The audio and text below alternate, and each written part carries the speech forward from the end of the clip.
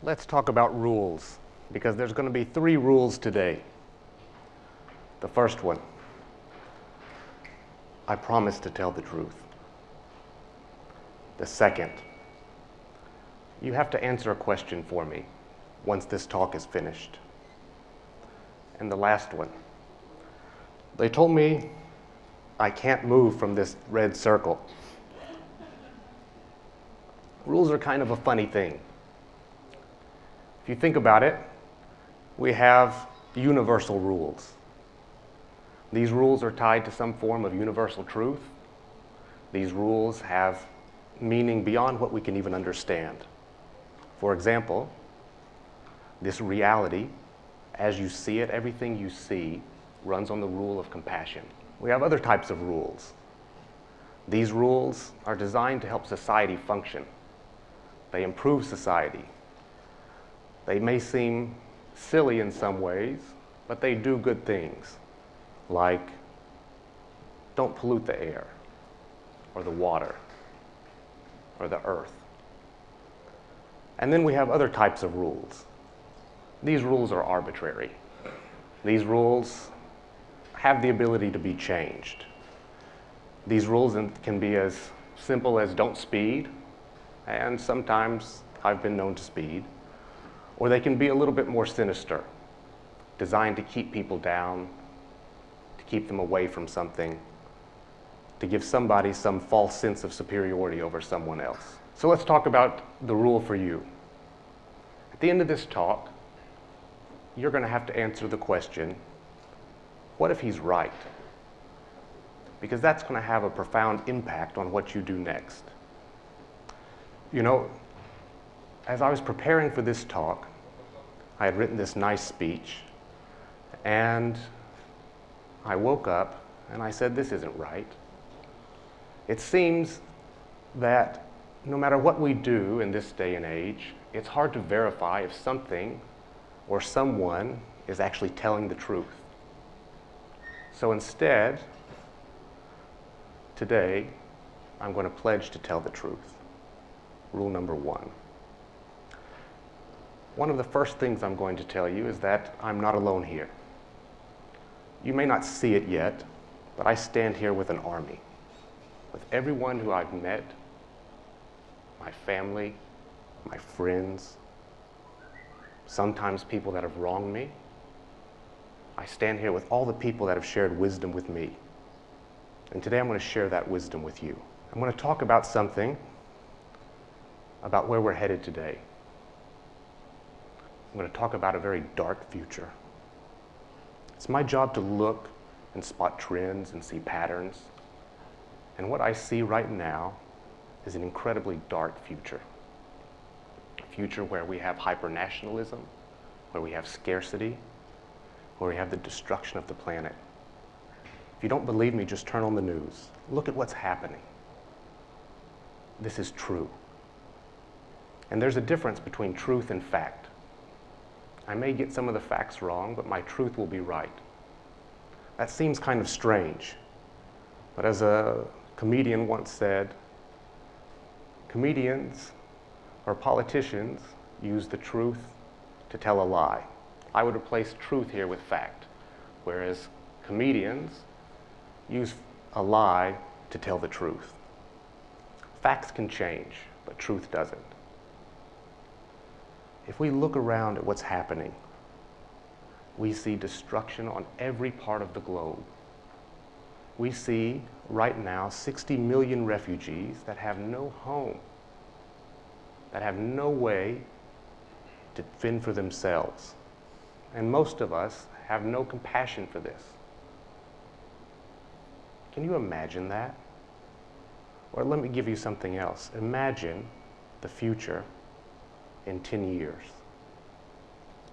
Imagine waking up, except you are entirely alone. You have no home. You have no possessions. You have nothing. And you have to get up and run for your entire life. You're running, and no matter where you go, people turn you back, call you names, or worse, The only difference between this future and right now is what you see in the mirror. We face a challenge that we're going to have a 100-fold problem in the next 10 to 15 years. We're looking at over 600 million refugees moving across the planet. And if you look and hear what people have said with 60, what do you think is going to happen? This is a frightening outcome. This outcome bothered me. I was completely disturbed. I didn't know what to do. And when I was writing this talk, I said, you know what? I have a lot of facts here that are right. I have demographic data. I have scientific data. I have a lot of information. But there's a funny thing about facts, is that sometimes the things that we think we know are not always true. And I recall a friend of mine who said, this is the best time to be alive, because right now, more than ever, we can see what's right and what's wrong, more clear than at any other time in history. In fact, this time is so good that we have the ability to talk to anyone on the planet. And that everything that's happening is just a symptom of us trying to create a planetary society, a society where we don't view each other by gender, by race, religion, or who we love. This is a new future.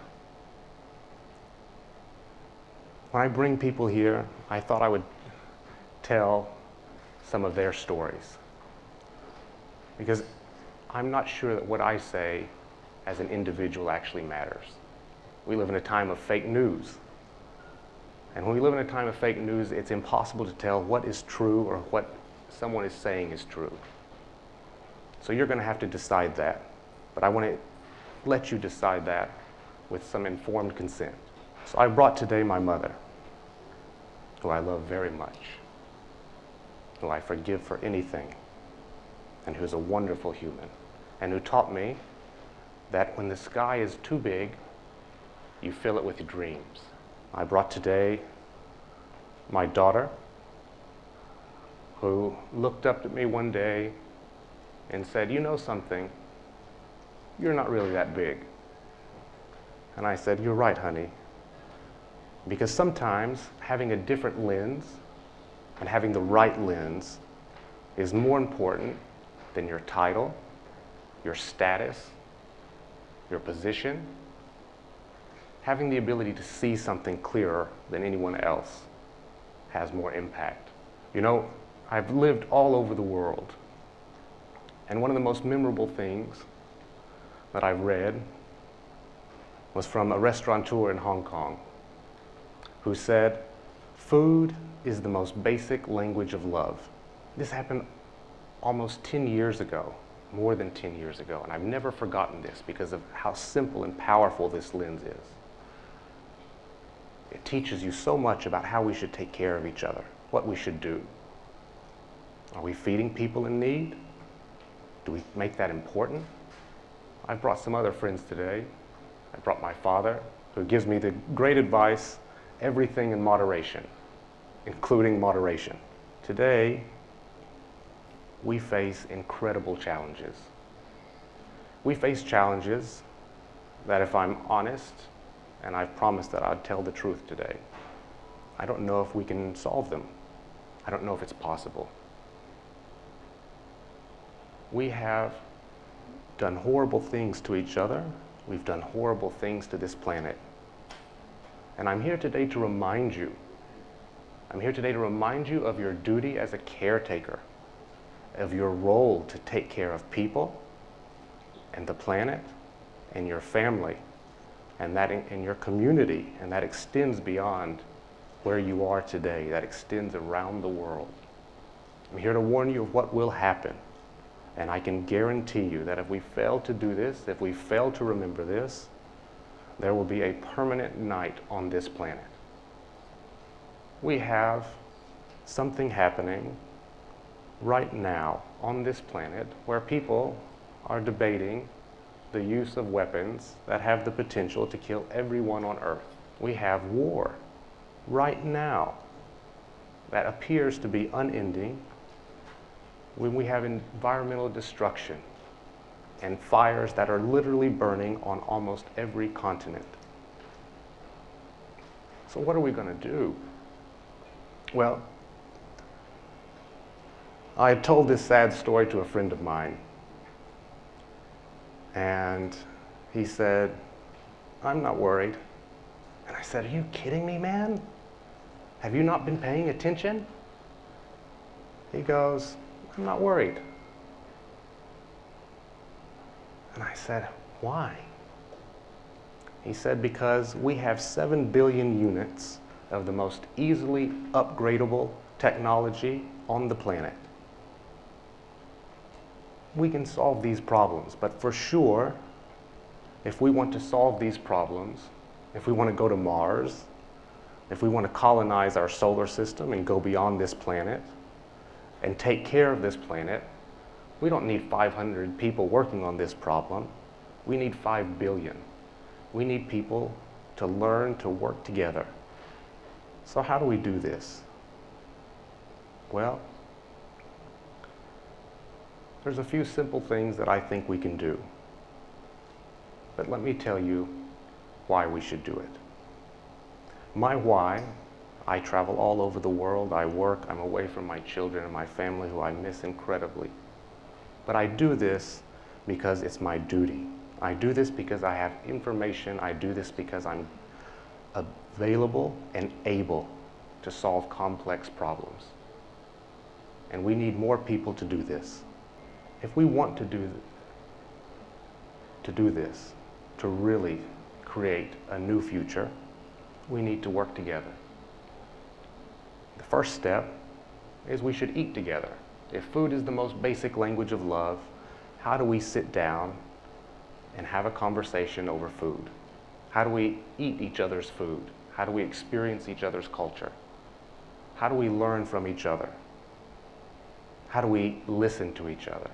Not just hear what someone's saying, but really listen. How do we listen to their truth?